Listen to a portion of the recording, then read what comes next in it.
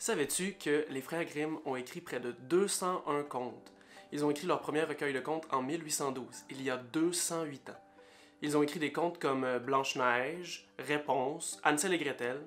On a travaillé récemment nos descriptions de personnages et de lieux, donc on est capable de mettre un peu de viande autour de ce squelette-là. C'est déjà une bonne partie de fait. Maintenant, ce qu'on va travailler, c'est les transitions entre les parties du schéma narratif.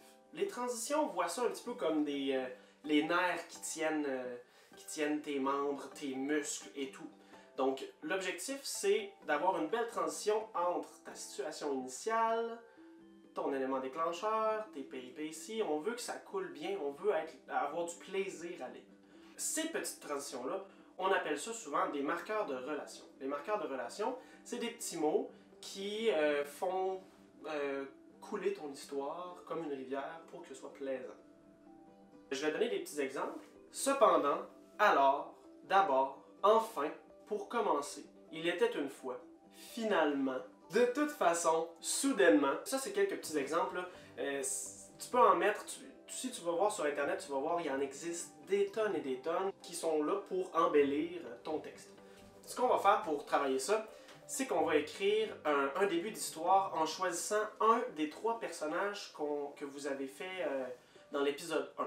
Donc vous avez fait une description d'un personnage, maintenant on va faire une situation initiale avec un de ces trois personnages-là. Donc tu prends le personnage et tu me fais une situation en m'expliquant encore une fois c'est qui ton personnage, il est où, c'est quand et qu'est-ce qu'il fait. Hein, donc ta situation initiale elle est construite avec ça. C'est cette partie-là qu'on travaille.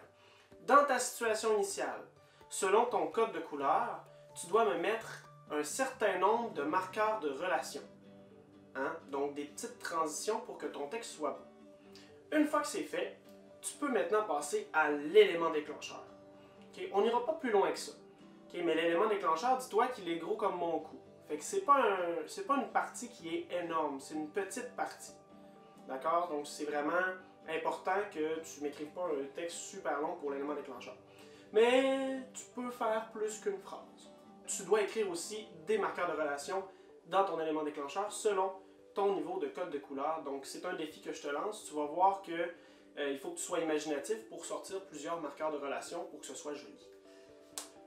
C'était ton premier travail.